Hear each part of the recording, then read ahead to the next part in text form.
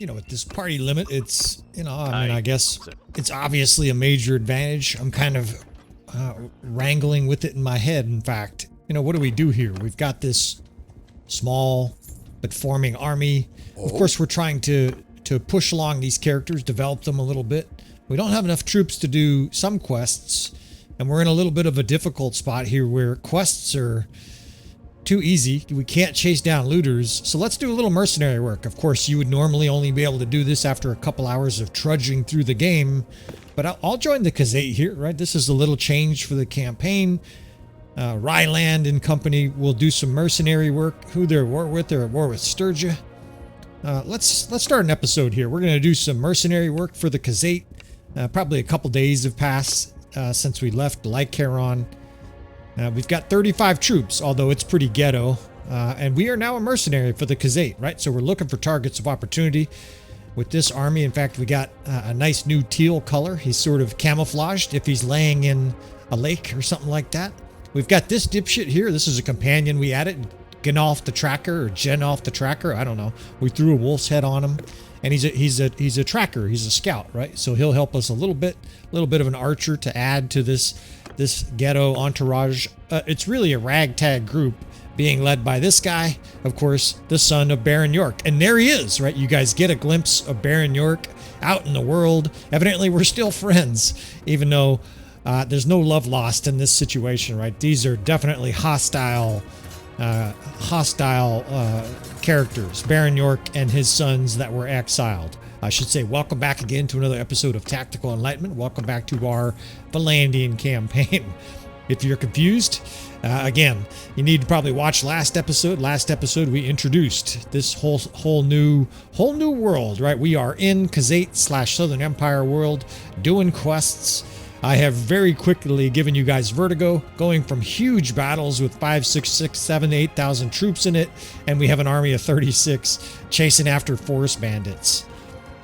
Now, like I was just saying, we don't really have a large enough army here to, you know, to siege castles and assault enemy lords, but there are some things you can do, and I guess these interludes here with Ryland, the son, developing the characters in this campaign, we could do a couple different things, right? We could talk a little bit about early mid-game strategy, which is the stage we're in right now.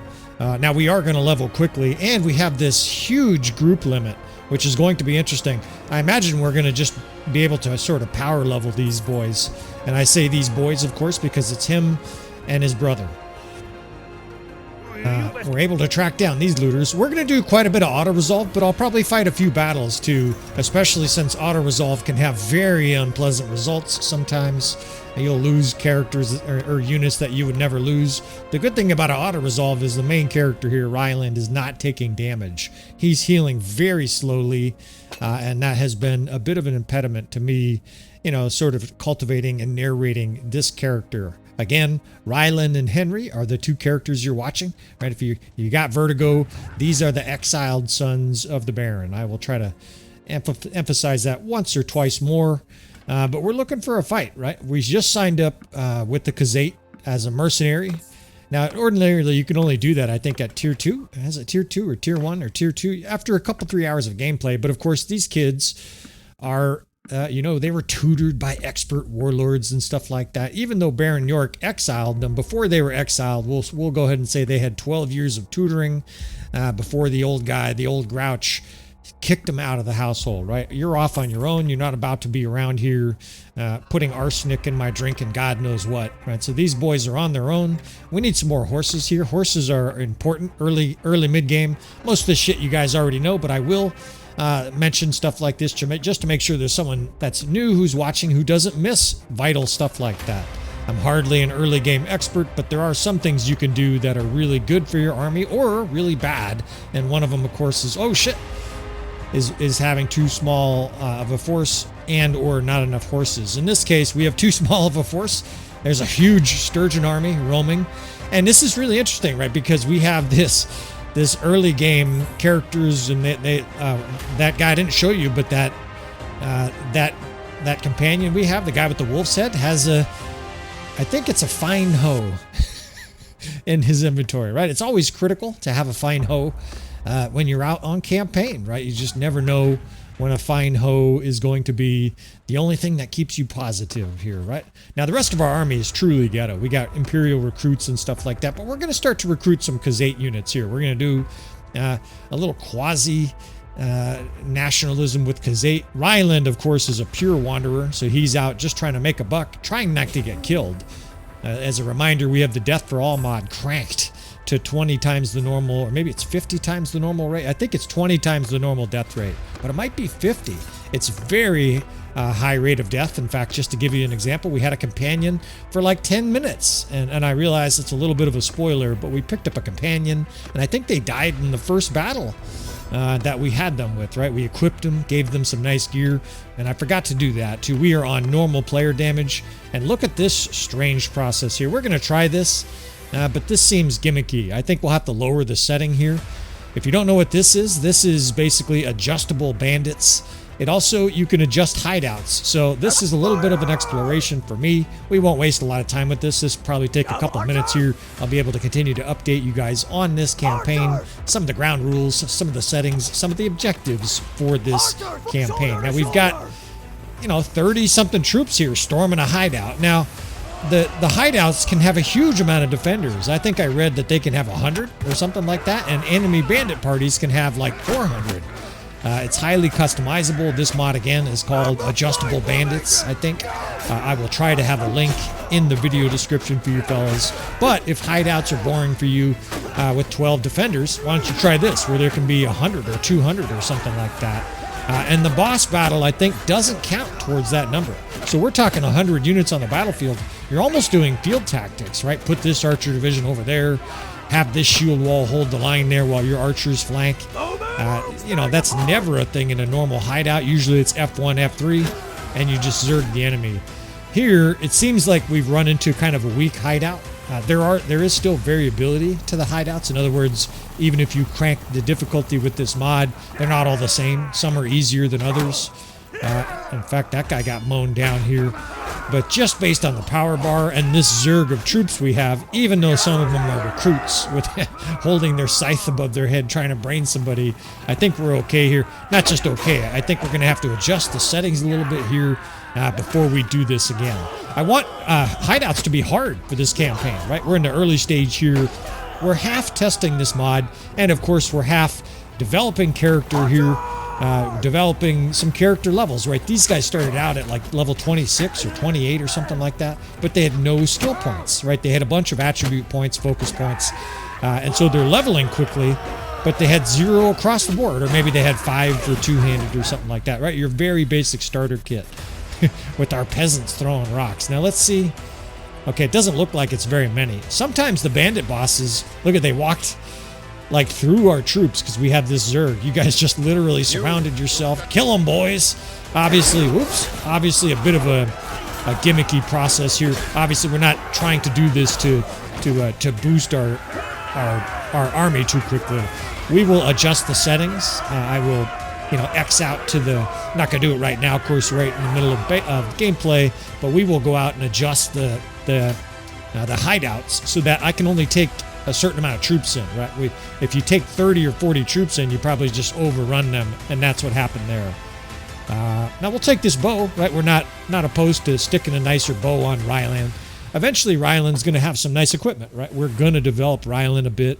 How this campaign goes is to be determined, right? We're going to keep you guys guessing a little bit. Baron York is literally out there in the campaign. If you didn't catch that the first time, these guys were exiled. These are the sons of Baron York.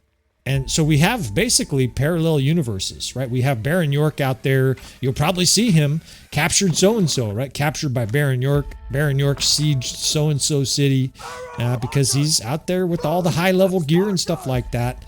And, of course, you can tell I'm not playing him, right? The AI is. So we got a little bit of chicanery going on here. I'm doing this to enliven this campaign, to develop a storyline. And this process here, I know is not going to be the most thrilling to guys, but we are going to spend a minute or two in some battles doing some very basic tactics here. I've got 2 or 3 archer divisions, although at this stage, my archers are ghetto too. We should probably just skip this battle in the future. But I want to try a few of these, right, and basically show you some of the things we can do. All right, so the power bar has them almost even. Let's ambush them with a square, right? We will spread out archers behind them to pound them. As their infantry comes up to the square, we will drag it in front of our archers. And what this really will do is it will show you fellas, and of course a lot of you guys know this already, that you can still do tactics with 50 units, right? It's quite effective. I would say twice is a good number. And what I guess I mean by that is it's twice as effective as no tactics. F1, F3, we might have 30 casualties here. We'll probably have 10 or 15 with these tactics. Square starts to move. All of these guys with their shields turn their back to me and the archers. The archers rake. I slam some guys here. We're power level in our two-handed. In fact, our tracker is getting some skills. Gotta try not to die here. Do a little parrying. And now we can start moving in aggressively. Archers are here. They're starting to shoot our guys. But that worked well, right? That square basically tore apart that infantry. Now, to be fair, these are militia, right? This is really some of the weakest troops in the game. But if you auto-resolve this, you will lose a lot of troops, and we'll do a few examples of that. We lost 5 troops here, right? If you do, I bet you auto-resolve that, you lose 25. So that would be a 5x improvement over the auto-resolve. So we'll just do little things like that because there are guys playing. Maybe you don't want to run 8 divisions, right? You don't have to do 8 divisions to do what we just did. A couple archer divisions and an infantry division would have worked.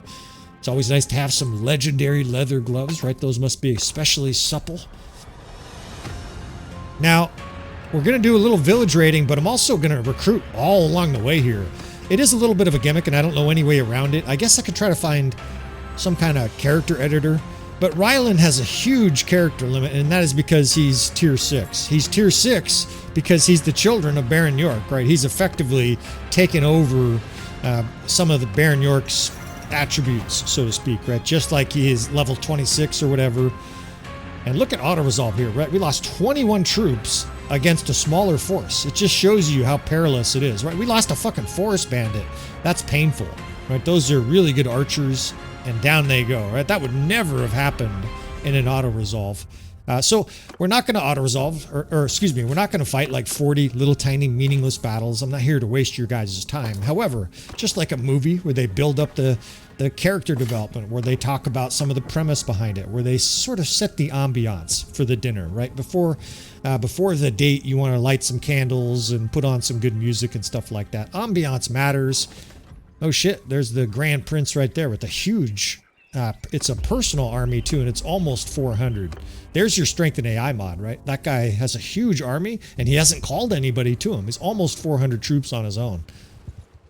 So we will beat feet, of course. We don't want to raid right in front of him either because we'll be slowed down and then he'll capture us. And we have a lot of loot. We probably have 10 or 20 grand worth of loot. We're definitely going to power level here in this episode. I'm not going to take you guys through 6 episodes where we take Ryland, raiding every single village. But for the next 10 or 15 minutes, we're going to do so. And I didn't really sort of get my financial grift on. That's not the right word. Grifting is actually the worst thing to do. Tactics here. What can we do? What can we do? Not too much we can do. A little bit of the similar process here. We can do a little bit of ambushes with these houses. Grifting is, of course, the opposite of what I want to teach you fellas to do. Grifting, if you don't know the word grift, it's basically someone who scams people, right? It's sometimes a petty scamming, someone who's just trying to make a buck with every fucking thing they do. All right, so we've got a few amount of archers here. You know what? I'm not going to narrate the tactics for this. Let's jump. Look at it, it's a bunch of peasants. Let's jump right to some financial discussion. I talked about it in the last episode. I talked about stocks. Talked about credit card debt, talked about compounding interest. We can continue to talk about some of that stuff. And one of them I want to talk to you guys about is risk aversion. If you've never heard of that term, you young fellas, most of you guys probably don't have it, right? When you're young, you don't give a fuck. You're fearless. You're immortal. You don't have any risk aversion. And risk aversion basically means how uncomfortable or afraid are you of loss, right? Now, some of you guys have it. Maybe your parents instilled it in you, or maybe you lost a bunch of money investing in Bitcoin or something like that. It's good to have some risk aversion. However, you young guys, I would really encourage you to fly by the seat of your pants. Now, there's a caveat to that. I'm not saying go out and buy a whole bunch of Dogecoin, a bunch of fucking these meme coins and stuff like that. In fact, quite the opposite. If you're going to do crypto, I would strongly advise you stay to the major handful of cryptos. I'm sure your friends have made money with fucking Solana and all these strange cryptos. That's fine. They can go up. However, they can have huge downside, right? We're talking total downside to zero. So if you're going to fuck around with those kind of cryptos, anything besides Bitcoin, Ethereum, a handful of others, please treat it like gambling, right? You're probably going to lose money, and don't invest a lot of money into it, right? That would be someone who has no risk aversion. It's basically, you don't want to be that kind of reckless here. So we're just pinching these guys between a couple different pathetic infantry divisions and shooting them full of arrows. There's your tactics for this little, frankly, I'm using these couple minutes here to talk about risk aversion. Now, why should you guys not be risk averse? Well, because most of you guys are young. In fact, there's very few guys on the channel that are older than me. I'm around the 50-year-old mark. Now, I am risk averse, or at least more accurately, I am being careful now with our financial situation. I don't need to tell you guys how much money I have. My wife and I have built a little nest egg. Oh shit, I forgot I changed that setting. Our player agent is dead. Player agent is dead. So Ryland ate shit there. Whatever scythe smashed him over the head. That setting instantly takes you to the next character. I'm not sure I'm thrilled about that because it actually it was jarring. It was instant, and I didn't even get to see what happened. Ryland, I don't think he died, but we've got this stupid wolf's head motherfucker here. All right, nobody died, and lots of upgrades, right? These are highly profitable battles here as we power level. I'm just going to keep rambling about this side. So risk aversion, you young guys, as you start to invest, right? When you're 28, 30, 32, there's some of you that will run into a financial advisor, right? You're going to have either your parents or a friend say, hey, talk to this Charles Schwab financial advisor. They will do everything for you. Investing is very intimidating to some people. If you're not mathematically minded, if you weren't given much of an education on it, it feels very overwhelming. Right, there's all these fucking CDs, and what's the difference between a mutual fund and ETF? I don't understand this shit. So here we're going to pass. I don't think we can defeat that village. We will try some harder villages, but I don't need to get sacked and ambushed by a bunch of excited villagers yelling, "We whip the bastards," as Ryland eats shit, right? And we have 7% health. I just realized I can't actually fight. We'll have to auto-resolve. So continuing on here, right? So you're going to run into somebody who recommends you get a financial advisor. When you guys are 28, 30, 35, I would not recommend it. I know that's counterintuitive, and if there's a financial advisor listening, let me explain. It's not like I'm being nefarious here. What I'm going to say with you fellas is here's the advice. When you're really young with investing, invest like your hair is on fire, right? Now, I don't mean Solana and wild ETFs. What I mean is you guys need to be in Fortune 500 companies, right? You guys need to be investing in things like NVIDIA and the SPY, right? You need to be investing in indexes and major companies, Microsoft, etc., with the bulk of your funds. And the reason for it is simple, it's stability. But the other reason, of course, that's essential is you want to make money, and you need some level of wealth creation at your age, right? When you're 32 or whatever, the nature of compounding interest works well. But if you're making 8% a year instead of 4% or 3% in a savings account, the compounding interest is exponentially more powerful, right? So I'm not saying run out and get a bunch of the latest meme stock. In fact, on the contrary, invest intelligently. However, you guys should be investing as much as you can in aggressive assets, and stocks are considered an aggressive asset. In other words, don't get bonds, right? That's one of the things the financial advisor often will suggest. Well, we'll do 60-40, right? 60% stocks, 40% bonds. They've used this little ratio for a long time, and it's not very it's not a good idea at a young age. Now, what happened? What tactical enlightenment? What happens if stocks go down 30%? You know the raw truth to it, fellas? If stocks go down 30% and you're 30 years old, you're fucking happy, because you have the next 25, 30 years to buy stocks and hopefully invest and build up your compounding earned dollar. You want stocks to go down. Quite frankly, and there's plenty of memes about it and jokes. You would love to see a little housing crash where the prices of houses all go down 25-30%, right? You guys can get affordable housing, just like all your boomer parents and whatnot that got incredibly low interest rates and bought houses unbelievably cheap before this housing shortage, right? So the reality is you guys win either way. You buy stocks, if they go up, you win, you make money. If you buy stocks and they go down, keep buying. And I mean over the next 30, 35 years, right? Investment is all about time in the market and not trying to time the market, right? Don't be one of those guys who's like, well, I read a website last week that said the market's going to go down this week. I sold everything and bought toilet paper. Don't ever fucking do that shit, right? None of us are smart enough to outthink the stock market, which is based, by the way, on people's sentiment. Do you know how people are going to feel next week? No, neither does Warren Buffett or anybody else, right? Don't try to do that shit. Don't try to time the market. Invest in quality companies, preferably larger companies because they're more stable, right? Microsoft's going to be around when I'm dead, and you guys will do just great with that attitude. If stocks go down, try to buy more, right? And work a little overtime at work or whatever.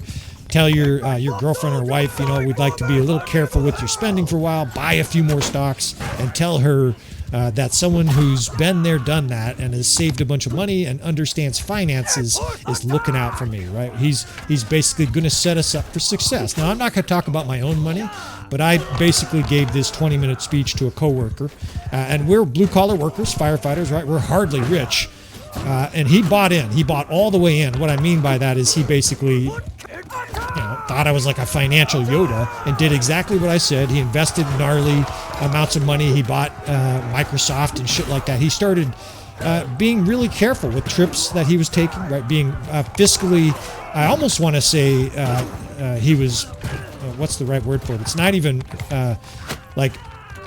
frugal is probably a better word, almost to the point of parsimony. But basically, he was very, very keen on saving money because he understood what I was telling him about finances. And the ending of the story, the happy ending, he has $950,000. He's not even 50 yet, and this guy's got $1 million. This is a blue-collar worker who dedicated, his financial assets to the future, right? This takes a lot of discipline. I understand not all of you guys are going to be able to do that. Not all you guys have enough money to invest. However, if you can, even just $50 or $100 a month, start doing so. Most accounts are free. You can go to Fidelity or Vanguard, and there are no fees as long as you're not using one of their advisors. Now, there's a time and a place for advisors. In case someone is watching this and they're a financial advisor, they're very effective and very useful for people who have a good amount of money. Damn it. Fucking Monchug just ruined our gravy card here. Just speaking of upsetting our financial market, now we got peace. Are we at war with anybody, you fucking coward? But anyways, I want you guys to invest. I want you guys to invest in blue chip. They're called blue chip stocks. And I'm not going to try. I really don't want to list a bunch of companies for you because sometimes companies eat shit. However, if you guys do that, if you invest, even if it's $50, $100 a month, convince your girlfriend, convince your wife, just a little bit less sort of discretionary waste, right? Have one, beer each night instead of two. It'd be better for your liver too. You know what? We'll do this escort caravan. These are a really good way to power level, and I will just wrap up this. I don't know if we'll do this, if we'll film the whole thing here. We're just going to follow this guy around like a dog. I'm going to recruit troops everywhere as this guy wanders around. And of course, we'll be able to smash bandits the whole way here, right? We're starting to accumulate wealth, just like the guy, my friend who bought a bunch of stocks. Incidentally, he started buying into Bitcoin because he was so dedicated to investing, and he has 200K in Bitcoin as well. All right, the inspirational music is firing up here because I really do think that message not only needs to be heard by a lot of guys, but you guys need to take it to heart. I'm not telling you to invest with my company. I have no malice or no motivation to rip you guys off. Please understand this is anything but a scam. I'm just trying to help a bunch of souls out there navigate this very treacherous financial world, right? Stay away from payday loans. Tell the credit card companies to eat shit. In fact, I'll tell you a funny story about that in a second. And invest, if at all possible. So we're just going to be able to smash our way through here, right? Collecting prisoners. You can see we're already at 86 troops. we're leveling up. I'm not even really paying that close attention to these units that we're upgrading. It doesn't matter, right? We just want some troops, because I think by the end of this episode, we're going to be out there challenging enemy lords, right? We're with the Khazate right now. I don't know if that'll change or not, but at least in the short term, we're power leveling, right? It helps, of course, that we have a high group capacity here, but these caravan quests are just gems, especially because we're also getting money for all the different units that we kill, right? We're basically helping with our mercenary contract here. There's a lot of money to be made here. And as long as you don't lose this guy, our army's getting so big, we're almost losing. Unbelievable fucking dipshit pacifist. I mean, whatever you do, don't help the fucking guy there being ransacked. They all ran right by the villagers as they got slaughtered. We're going to help. Get out of here, step bandits. This is our caravan from protecting. It's ambushed by raiders, and then the raiders get ambushed by a huge force. 166 troops now. And look, they had prisoners. We'll take them all. I feel like I'm in one of those little bubble things in a casino where there's just money raining into our pockets. We're just getting money left and right. Troop upgrades left and right. I mean, we have a large army all of a sudden, even though, of course, a lot of them are nomads. We're starting to develop a little horse archer corps here, though. Of course, every village, we're trying to get 3, 4, 5 units. We're still at peace with everybody. We got this absolute dipshit pacifist Monchug. This is a thing in the early game. You just got to deal with it, right? You don't have any ability to declare war. So you do these little quests, right? Until you're strong enough, you just mangle these raiders trying to sack our caravan.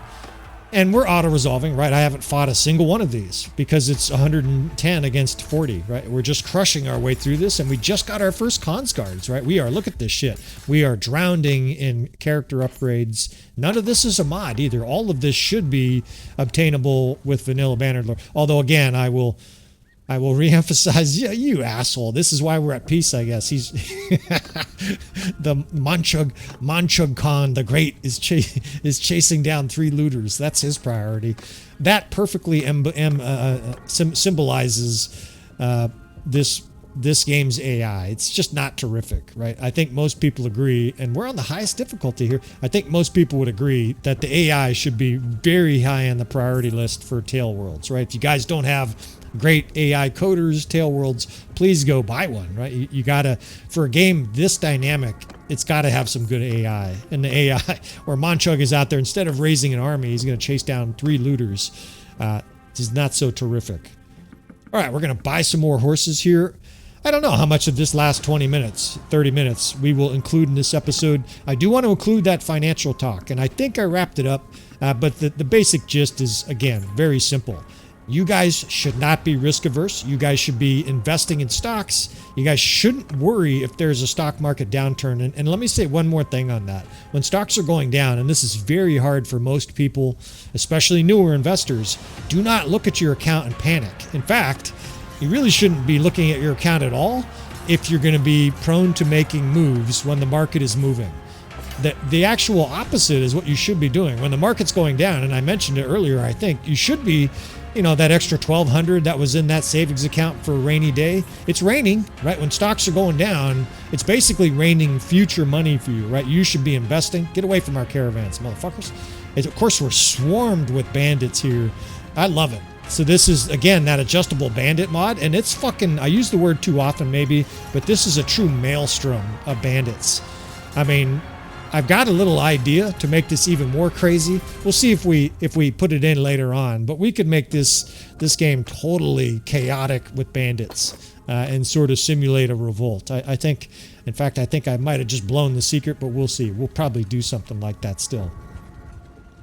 Now, this caravan has been going on fucking forever, but I think there can't be more than a couple cities left just to finish that point, though, right? Invest, and when stocks go down, buy. Right? Do not sell. And again, if you're prone to selling, right? If you get anxious and you lose sleep because stocks go down, buy stocks and log out. I mean that honestly. Don't look at your account because you're going to make bad decisions. When's the last time you made a good decision when you were emotional?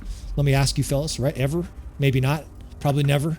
right? You yelled at your girlfriend, you kicked your cat, something horrific happened, right? Emotional reactions are almost always bad, right? So especially don't do that with your money, where your emotional decisions may literally cost you thousands of dollars, right?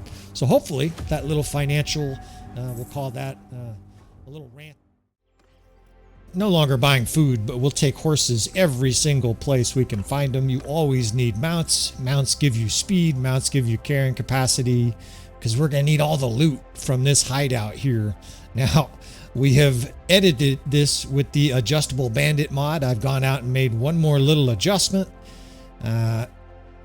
And these are now brutal. I got to make sure our army is ready to go. I'm not kidding. You got to make sure your army, your troops are ready for a hideout. I know you guys probably think I'm drunk or something like that, but wait till you see, right? This is a whole new experience. I think this is a great mod because it's not only highly customizable, but for someone like me who's experienced and you want a challenge, well, we've already been waxed once. Let's see if we can complete these. Now, what we've done is we've limited the max to 20 chosen crews. See, so I can choose, you know, some horse archers. I want shields though, because these hideouts usually have archers, and they have a lot of archers, right? Because of the settings with this adjustable bandit mod. I'm going to go ahead and add this to my top, I don't know, top 12 mods or something like that. I don't really have a list, but this is a great mod because it is configurable and it makes these hideouts a whole new game, right? I've got literally an army of troops and it's still going to be difficult, right? I've got 9 archers. The thing with archers too, though, is you kind of want them up holding fire. Let's see how this goes. Of course, they have snipers everywhere. It's basically all archers, right? You can basically consider, there's one infantryman running up with his little sickle and he got smoked. There's, you know, no fight in melee, but it's mostly archers, and there's a lot of them, right? There's going to be guys popping up behind us here if they haven't already. In fact, they just shot me from a long ways away. They seem to do a lot of damage too. Now, of course, I'm used to Baron York, right? We've been running around with Baron York, and now all of a sudden we have this guy with his pajamas. Now, we're still good at killing our own troops, right? Wazuban all the way, Zuvan all the way to this current character. Definitely smoke our own characters, own units. And I'm getting smoked just trying to get cover here. I mean, these guys are shooting deadly, and it really feels a little bit like playing other people, right? They're taking cover, and there's a horde of them, right? That's like 7-8 archers right there. Our infantry are up there. In fact, they're getting cut down. I'm gonna have to get up there and get busy with them, because our infantry line here is melting against all of these marauders and bandits. So, and it's collective, right? Don't forget, you have the bandit boss at the end with his posse, and if you got a bunch of guys that are injured, hold fire. We got to get these guys up here. And if you got a bunch of guys that are injured, you know, they're going to have issues against a whole bunch of brigands. We'll see how this goes. Now, again, it's configurable, but that's a good thing, right? Like Bannerlord is highly configurable. You can say, I want it super easy. Player damage 25%. Yeah, look at him pour down the fucking stairs. In fact, I just got killed. I got like one tapped right in the face. I don't think we can continue. I mean, I don't think Ryland got killed, but he's dropped. I'm obviously using the RTS mod. I think this hideout is already over, because if your main character loses, you can't complete it, right? So we're just gonna, I think we'll back out. He's unconscious. At least he didn't get killed. And we'll have more of these, but basically these hideouts now can be configurable to hell mode, right? Fortunately, we're not captured. Basically, your troops are still there to sort of rescue you. But the regular Bannerlord has all kinds of difficulty settings. However, hideouts always pretty much stay easy, right? You kind of level out of hideouts once you're about level 10, 12, somewhere in there. With this mod, you could argue you could have hideouts that are still worth fighting at level 30, because you could just stack it, you know, with 100. I think it's 100 maximum in the hideouts. And then, of course, these bandits, I think the mod allows for 1,000 total individual little bandit armies on the map, on the battlefield. Now, of course, it warns you that your performance may suffer. We've had a diplomatic, I have to say, I better, in case we're probably not going to include that part. Sometimes I'm pre-envisioning what we're going to edit. That long stretch there where we were just sacking villages, probably edit that out. We have had a diplomatic change that I don't think you're going to become aware of unless I tell you right now. We are now at war with Vlandia. It's very, very strange. I mean, you could argue it's illogical. I don't have anything to do with it. In honesty, if I did have something to do with it, I wouldn't be at war with Vlandia. If you can't tell, part of this storyline is eventually these different characters on some level meeting on the battlefield or on a siege or something else, right? His children versus Baron York. And of course, you know, I wasn't planning on it being immediately. You're still getting to know Rylan and his brother, right? Henry and Rylan, and the Baron York is out there. You know, at least he's still alive, but you know, you can't control the AI. The AI says war with Vlandia, and so be it, right? We're at war with Vlandia, and I think that's because they're rampaging. Obviously, when we were playing with the Vlandians, we were helping them to considerable success, and even though they were fighting a lot of people, we were still having a lot of success and expanding. And the AI is programmed, sort of almost like England in the 1800s, to keep sort of a balance of powers across Europe or across Calradia here. So the AI will declare war, in this case, on somebody clear across. Are those brigands? We'll take some brigands. Mountain bandits. Oh, so this is one of my favorite little... I'm chasing these guys down because there are a few skirmishers that are low level that I like more than these little brigands here. Now, unfortunately, they're not joining us, but hopefully we get... I've been recruiting these guys here just in the first 2 or 3 hours here, and we get a couple more prisoners. These guys, even though they have terrible armor, they throw a nasty javelin. They've got a shield. They've got a spear. They're actually pretty versatile tier 3 units. Tier 3 units. I mean, they look like a homeless guy. They must stink something fierce, but we'll take them in the army, right? Maybe they'll repel the enemy with their smell. So the bottom line here is that, you know, of course, I do have some... I was going to say devious. Devious is not the right word. I was planning on having some dynamic plans with this campaign, but on some level, the AI is still in charge here, right? We're see, get a little overzealous here. We're still buying horses, but we're not going to go broke doing it. You know, the AI, I can't make them declare war, and obviously we just joined Khazate as a mercenary. We can't just tell them, you don't get to go at war with Vlandia. We're still making money from the mercenary contract.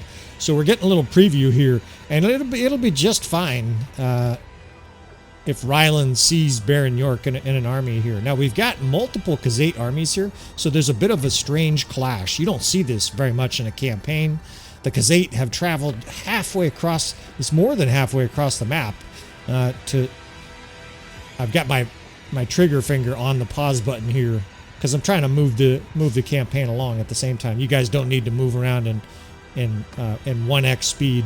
Yeah, see, this is perfect farming right here, right? Villagers, 11 deaths, but 27 upgrades, right? That's a good trade, especially since you know some of those deaths are recruits and nomads and shit like that. And look at our army just leveling. This is definitely, it's almost cheese because there's no skill required, right? You just go from village to village. As long as you have a manifestly stronger force, you just get a heap of upgrades. And you can literally just upgrade your army to a star army, you know, within an hour. That's kind of what we've done. We've built this whole army, and it's hardly elite, but it's getting there, right? It's starting to get strong. It's got 4 or 5 cons guards. Oh shit, running from Elto's party. Let's try to rescue them. Anyway, so this is an odd part of this campaign, but we're going to roll with it, right? This campaign, I want you guys to understand that it's contrived, right? I'm being upfront about that again, that we're going to alter some parts of this campaign, right? Right now we're altering it, right? But we're also still playing the campaign out. In other words, we're fighting the battles. I'm not save scumming. Whatever happens, happen. As you just saw us get mangled by bandits. If I'm save scumming, why would I show you that, right? So we're trying to be authentic here. And at the same time, I don't see Baron York in the death spam there. At the same time we're running here. I don't want to get trapped by a huge Vlandian force. Oh shit. You know, the campaigns basically is happening, and at the same time, I've said the same time 9 times in a row, I'm trying to keep this campaign highly dynamic for you. It is, let me rephrase, it is going to be highly dynamic. What the fuck? This guy's blockading the bridge here. Someone else is sieging Legetta. See, the Aserai, I think, are up here as well. I want this campaign to be dynamic, and it's going to be, because we'll simply edit out the highly boring stuff. If you're watching right now, there's either a battle about to happen or this narration gets deleted, right? I'm basically giving you guys, on some level, the ESPN highlights, even though I've showed extensively Ryland's little rise here the last 3 hours. I've been narrating almost nonstop. And I said I've showed the first episode I've edited already. This second half here will probably be maybe 2 hours or an hour and a half of this 3 hours of gameplay. I'm going to cut out boring parts, but obviously, we're not going to show you selling every little bent hoe and stuff like that, right? Do a little bit more farming here, 16 more upgrades, and we're looking for a fight, right? I'm looking for a fight mostly for the experience of it, mostly for the tactics of it, for the drama of it, right? We want some good combat here. We've been fighting villagers and stuff like that, and Ryland is, he's kind of looking for his coming of age battle here. We've got this smaller force that won't attack us. They're sort of lurking, and we've raided, so we'll probably get some other attention, but I also don't need an army of 1,000, right? We need like 200. Our army's hardly elite, and unfortunately the Vlandians just seem to have huge armies, but no Baron York, right? I keep looking, he's not in that army either, so I don't know where the Baron is, but I can tell you guys he's in this campaign. I know that seems still like a mind boggle that that's happening. The Baron's getting stronger. Oh shit, here we go, we got a battle. I think we can try this. This is going to be difficult. Look at their troops, right? These Vlandian armies, because they're winning, are upgrading. They also still have the StrengthenAI for troops, and I should clarify, the units are the lords are no longer getting stronger, apart from the natural game process here. This looks like a hard battle. Hopefully it's the bridge map. That'll give us a little chance here, but we're outnumbered and we're probably outgunned. They probably have stronger troops than ours. Of course, our main character has a bag over his head, right? I haven't found a suitable helm yet. Eventually we'll get him some kind of helmet. We're fighting teenagers, so we should be all right. That guy looked like he was 14. But let's see what we can do here with some tactics. And let's see, if the Baron and his son meet. Now, of course, I'm gonna track the motherfucker down, right? He's going to be part of this campaign. These guys aren't just gonna pass like trains in the night. But I wasn't expecting it to happen so soon. Now I want to see what these armies are. I forgot to do this. Ranged heavy, cavalry heavy. So they've got some infantry, but it's mostly range and cavalry. So the bridge battle, we probably want to jam up a bridge, try to slow the cavalry down. Let's do some tactics here, right? You're watching Tactical Enlightenment. You guys have been listening to me ramble on and on about how to farm villages and shit like that. Let's do some actual intelligent tactics here. 4th, 5th Division will have archers. And have to take a look at our infantry here. Of course, we haven't really fought many battles with this army other than villagers. So I've got an absolute garage sale mix of troops. Recruits. There's some bandits in there. There's a couple guys with spears. We do have some guys with javelins, so I think we can actually have the 6th Division be skirmishers. Yeah, that looks good. There's mostly javelins in there. The 1st Division will square. It's kind of our shielded non-javelin infantry. Let's get all the way over here, right? Because they're going to come roaring at us with cavalry. We don't want to get caught before we're set up. We'll have 2 horse archer divisions, and I like to have the 8th Division be a better horse archer division, right? That way, if I need to, we can charge and melee with those guys, and they'll come up and start wailing away with their glaives. If you have a weak horse archer division, the benefit is those guys cannot be used offensively. Now, we're going to use the RTS mod, and hopefully you guys are comfortable with this speed. It's kind of like a nice compromise where it moves the battle along, but it's also not like a blur where you can't even fucking tell what's going on. It's kind of jarring for me running at 3x, and this is kind of a nice compromise. The battle speeds up a little bit, and yet I can still command my troops and set up units. So I've got a cav wall just in a long shield wall line there. I really like doing that anytime you have a critical battle.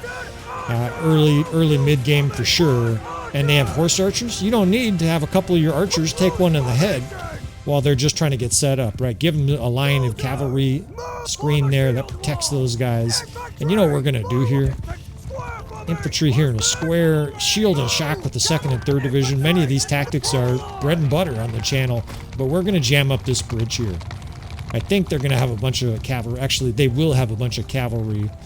So we've got 2 different horse archer divisions, and I just told you, you know, you don't want the 7th, the weaker of the 2 horse archer divisions, these guys that literally have no shield at all, right? They just have like a little tiny saber.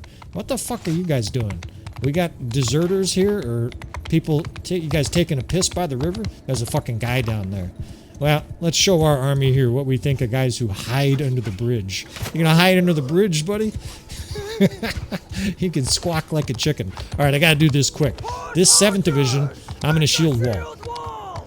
No, I haven't had a stroke. This is intentional. I'm gonna jam it right in the spot where we don't have any troops, and then we're gonna get these guys off those horses. Fans of the Peasant Revolt saw me do this extensively. This is actually a really good use of horse archers. They're still going to shoot. In fact, they're more accurate on foot. And now those cavalry are just parked on the bridge. Now, an astute human player would just shoot arrows at those horses until they all ran. But it's actually hard to do that, right? If there aren't units on them, your archers won't even shoot them. And so what happens here is their enemy cavalry is going to get totally jammed up on the bridge while our archers work. Our skirmishers can be told to unleash hell here soon. We will attack with our little pitiful peasant division, the 3rd division. But the key is this cavalry charge is stopped in its tracks, right? They're not getting anywhere. They're just getting pounded with arrows. And standing still cavalry is shot to pieces, right, by archers, right? Those guys are completely... In fact, let's add to their misery here. You can't hold your shield forever, you dipshit. Very gallant of you. Eat shit. Right? And we just take a few pot shots here. But I got to watch my own health, right? This guy has very weak armor. You can actually see it in that close-up. He's wearing a bag over his head. This guy has... It's called like a pilgrim hood or something like that. And that's obviously, it's entirely ambiance to support the notion that he's like a fugitive. Now, that was part of the reason I didn't want him roaring up here and meeting Baron York. Ostensibly, supposedly, he's afraid of Baron York, right? Ryland is trying to get away from Baron York. This is not going as well as I thought. We're suffering a lot of death. They must have infantry in there. They do. God damn it, they have tough infantry, too.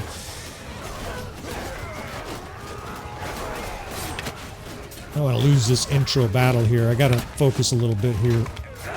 Let's chop some of these tough infantrymen down. I gotta be I can get one shot by a fucking line breaker at this stage. You know, obviously the role playing is that Baron York is the tyrant. Ryland is just some, you know, future potential nobleman who the Baron has cut off, right? Because he's afraid that Ryland and the other children are a threat to his power. And so they're exiled, so you wouldn't just immediately run right back to the Baron, right? I'm not looking for a battle with the Baron in this episode. I wanted to see him because it'll be cool to see him on the battlefield at the same time as this character. But at the same time, I don't need these guys clashing yet. That'll be... it'll feel like my script went up in flames here. So Ryland's doing his best here to be incognito, hence the hood, right? He's sacrificing a little bit of armor, more accurately, a lot of armor. And we're in a death match here, right? We're going to have to charge the bridge here. The archers are coming up, and I mentioned this before. If you have horse archers in this kind of a situation that are strong, so Khan's guards, the heavy horse archers the Khazate have, the other 2 that have glaives, it's like the tier 4, tier 5 horse archers, we're going to charge these fucking punk-ass archers, right? It's a situation where we got a bit of a problem. Their archers are moving up strong on the bridge. I don't have much of an answer besides a bunch of spotted archers here and there. Let's give them some heavy horse. It'll trample them, it'll distract them, and of course they'll swing their glaives, and they will do major damage. And just wait in a second just for them to kill as many of the heavy cab that's over here, and now we bore in with them. Right now this is just a charge to the death. These guys are going to pour in here and they're going to get shot. They're going to suffer losses, but we're going to support them, of course. We're going to get in here and get violent, right? We're going to get bloody. This is a lot closer than I thought, this battle, but you know what, this whole campaign has had just an absurd amount of close battles. You know, I mean, everybody wants to win, but close battles are sure as hell better for fucking must-watch YouTube, right? Like, we could show you guys blowouts all day, right? We're going to show you some dramatic battles. I'm fucking fighting for my life here. I got 3/4 of a health bar, so I feel safe for now, but I got to watch like an arrow shot to the face, right? They have elite archers fucking shooting our direction. Out of the way, horse. God damn it. And they have a bunch of archers still. Come on, man, move up. Our horse archers are starting to die. They got a fucking Fiend Champ. They got all elite archers and Fiend Champs. And of course, this is the StrengthenAI mod, right? The guys that complain about fighting peasant armies, this is the mod for you. Again, we're not altering. I think they're routing. Stupid assholes, get the fuck out of my way. I just get enraged sometimes. I swear they get in your way intentionally. That guy is just standing there. He looks... Is that one of ours? We don't have any Sturgeon archers. That guy is literally just standing there. Kill that guy. If he's had a stroke, might as well put him out of his misery. Man, that's wild. I've never seen that behavior before. That unit was just standing still. He's like, I'll just stand here and get cut down for like 10 seconds. And a breath of you know, a little relief here, right? A little relief breath. Another very close battle. Must see TV, right? That was a gory, gnarly battle. There's dead guys laying all over with arrows in their face. These fucking horses are in my way. And this is about right? Usually the timing is not great. I don't know if you heard it. A guy was like, look at him run when that Banner Knight ran. And here, this gal looks exactly like that Swede or whatever he was, the blonde guy from Kingdom of Heaven who had the arrow in his chest and he's still fighting. She's even staggering a little bit because she can't take a deep breath. She's bleeding out into her lungs. And that was fucking great, right? Ryland's intro, big gnarly battle here. A perfect way, in fact, to end this episode. Probably going to stitch together maybe an hour's worth of content here, and we will conclude. Now, a massive amount of upgrades, but we're also in deep shit here. I'm a little bit subject to chance. If a Vlandian army rolls up right after those two, we're fucked. But as long as we can sort of find a little cubby hole here to rest for a day or two. Hey, that's a great horse. Look at that upgrade from a Midlands Palfrey to an Aserai. That's like going from a fucking, you know, a beat up Honda Civic to a fucking Maserati. We're starting to rip it, get some nice gear. But of course, we've got to run for safety. Now, before we run to safety, we're going to try to run down this sack of shit lord that ran. That was one of the guys, I think, that ran. And our units were, look at him run. This is great timing. Maybe I'll edit that just in case you missed that moment. I caught it and I was narrating and couldn't, you know, you can't say two things at once. We're going to hide here. I need... there's some villages down here. In fact, we might even farm these villages. Monchug has a big army up there, right? So there's big potential gnarly battles looming. Hopefully it's interesting, fellas. Actually, you know what? It is going to be interesting because I'll just edit out the shit that isn't. Hopefully you guys are enjoying this wild ride of a campaign. There are twists and turns coming, fellas. I assure you, despite the fact that we now have a Khazate player running around in the South Vlandian territory and his father is on the other side, right? That's not enough twists for you. We got more coming. I've got some devious intentions with this campaign. It's going to be really interesting.